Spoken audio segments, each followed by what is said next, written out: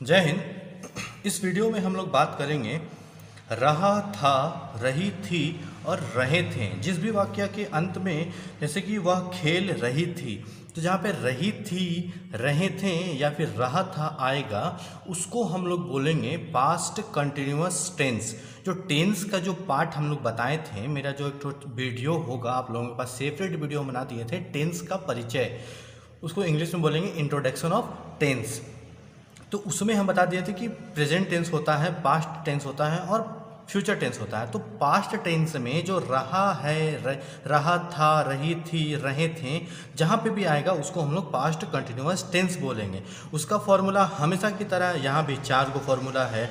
साधारण वाक्य के लिए, सकारात्मक वाक्य के लिए हम लोग असेटिव का प्रयोग करेंगे। जहाँ पे नकारात्मक रहेगा, नहीं का प्रयोग होगा, वहाँ पे हम लोग नेगेटिव का प्रयोग करेंगे। उसी प्रकार यहाँ पे क्वेश्चन मार्क जहाँ पे भी रहेगा, क्या का उपयोग जहाँ पे भी होगा, वहाँ पे हम लोग फॉर्मूला नंबर 3 का उपयोग करेंगे। जहाँ पे नहीं और क्या दोनों का उपयोग रहेगा, वहाँ पे इंट्रोगेटिव प्लस नेगेटिव का उपयोग करेंगे। तो यहाँ पे हम लोग देखेंगे कि असेटिव में सब्जेक्ट के बाद वाज और वर का दोनों का उपयोग यहाँ पे दिखाया गया है, लेकिन एक ही का करना है। आप लोगों को सिलेक्शन करना है कि दोनों में से क्या यूज होगा अकॉर्डिंग टू सब्जेक्ट। यहाँ पे सब्जेक्ट जो भी रहेगा उसके अकॉर्डिंग हम लोगों को वाज और वर में क्लियर करना होगा कि दोनों में से क्या हम लोग लें। तो यहाँ पे हम लिख दिए हैं कि यू, दे, वी के साथ हमेशा हम लोग वर का प्रयोग करेंगे। उसके बाद ही, सी, आई या फिर सिंगल नेम के साथ हमेशा हम लोग वाज का प्रयोग करेंगे। तो यहाँ पे नोट के रूप में हम यहाँ पे लिख दिए हैं, उसको आप लोग अपने कॉपी में लिख करके रख लीजिएगा, तो आप लोगों को बहुत ही आसानी होगा समझने में। उसी प्रकार हम लोग बाय एग्जाम्पल अगर समझते हैं कि वह खेल रही थी, तो यहाँ पे हो सकता था कि वह क्रिकेट खेल रही थी, लेकिन ज़्यादा सेंटेंस लंबा हो जाता है, इसलिए हम वहाँ पे लिख रहे हैं कि वह खेल रही थी। तो यहाँ पे देखिएगा कि रही थी आया है, सिर्फ नहीं का प्रयोग नहीं किया गया है, नहीं क्या का प्रयोग किया गया है। तो ये असेटिव वाला लाइन हो गया, इसलिए हम लोग फॉर्मूला नंबर जो 1 है उसका प्रयोग हम लोग करेंगे। दैट मीन्स इस फॉर्मूला से बनाएंगे। तो यहाँ पे सबसे पहले सब्जेक्ट का प्रयोग किया गया है कि वह खेल रही थी, लड़की है तो कौन खेल रही थी, तो वह खेल रही थी, तो वह के जगह में हम लोग लिखेंगे सी। उसी प्रकार यहाँ पे देखेंगे कि वाज और वर में सिलेक्शन करना है, तो सी के साथ किस चीज़ का उपयोग करेंगे, वाज या वर में। तो यहाँ पे देखिएगा सी, यहाँ पे तो सी के साथ हम लोग यूज़ करेंगे, वाज का प्रयोग करेंगे। तो यहाँ पे लिख देंगे सी वाज, उस साथ फिर वर्ब 4 है। तो यहाँ पे देखेंगे कि वह खेल रही थी, तो वर्ब हो गया हम लोगों का खेलना। वर्ब 4 में खेल को बोलते हैं प्ले। वर्ब 4 में आईएनजी लग जाता है तो हो जाएगा प्लेइंग। उसका फिर जब हम लोग लिख लेंगे उसके बाद हम लोग एक साथ पढ़ेंगे कि सी वाज प्लेइंग। उसी प्रकार जब हम लोग नकारात्मक वाक्य देखेंगे कि वह नहीं खेल रही थी, तो हो जाएगा यहाँ पे नहीं का प्रयोग किया गया है, दैट्स वाई ये लाइन हम लोगों का हो गया नेगेटिव। जब नेगेटिव लाइन हो गया तो ये फॉर्मूला नंबर 2 हो गया। देखिए यहाँ पे, तो यहाँ पे भी सबसे पहले सब्जेक्ट है, उसका फिर वाज वर का प्रयोग करना है। तो सब्जेक्ट हम लोगों का सी है, इसलिए वाज का प्रयोग करना है, उसका फिर नॉट लिखना है। उसका फिर हम लोगों का वर्ब हो गया खेलना, तो हो गया खेलना को इंग्लिश में बोलते हैं प्ले। उसका फिर वर्ब 4 में हमेशा आईएनजी लगा हुआ रहता है, तो प्ले के साथ आईएनजी लगा देंगे। तो यहाँ पे हो जाएगा सी was not playing। उसका फिर एक साथ पढ़ेंगे तो she was not playing। उसी प्रकार जब हम लोग तीसरा लाइन देखेंगे कि क्या वह खेल रही थी, तो यहाँ पे क्वेश्चन मार्क आएगा कि क्या वह खेल रही थी, तो उसका हो जाएगा हम लोगों का फॉर्मूला नंबर 3 से बनाएंगे। तो जब फॉर्मूला नंबर 3 हम लोग देखेंगे तो सबसे पहले आएगा कि वाज और वर का सिलेक्शन करना है। तो सी के साथ हम लोग क्या चीज़ का उपयोग कर रहे थे, तो वाज का उपयोग कर रहे थे, तो हो जाएगा वाज, उसके बाद फिर सी, उसके बाद फिर वर्ब 4 का उपयोग करना है, तो हो जाएगा प्ले। वर्ब 1 हो गया, ये आईएनजी लगा दिए तो वर्ब 4 हो गया, सिंपल।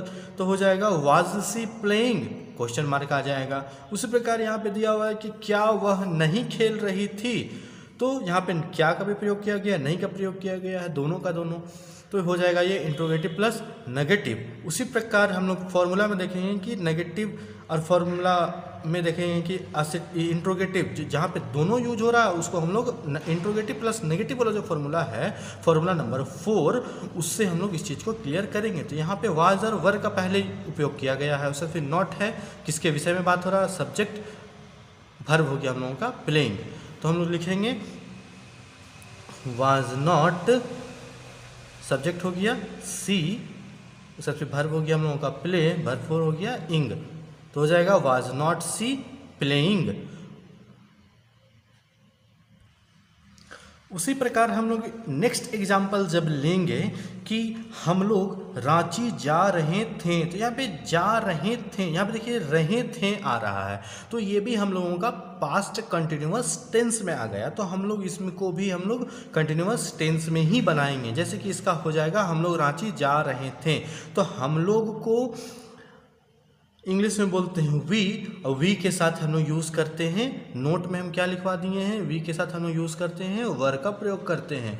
तो यहाँ पे हो जाएगा माय फ्रेंड्स, हम लोग रांची जा रहे थे, तो हो जाएगा we were going to Ranchi. उसी प्रकार मेरे पिताजी आम खा रहे थे, तो हो जाएगा मेरे पिताजी आम खा रहे थे, तो हो जाएगा मेरे पिताजी, ये सिंगल पर्सन का नाम है मेरे पिताजी।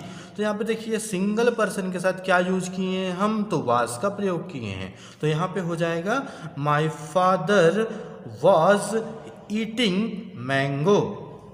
उससे फिर क्वेश्चन नंबर 3, सीता सो रही थी, तो सीता के साथ यहाँ पे नाम है, तो सीता सिंगल नेम है ना, दैट्स वाई हम लोग वाज का प्रयोग करेंगे। तो सीता सो रही थी, तो सोना को इंग्लिश में बोलते हैं स्लीप, उसका वर्ब 4 हो गया, ING लगा देंगे तो स्लीपिंग हो जाएगा।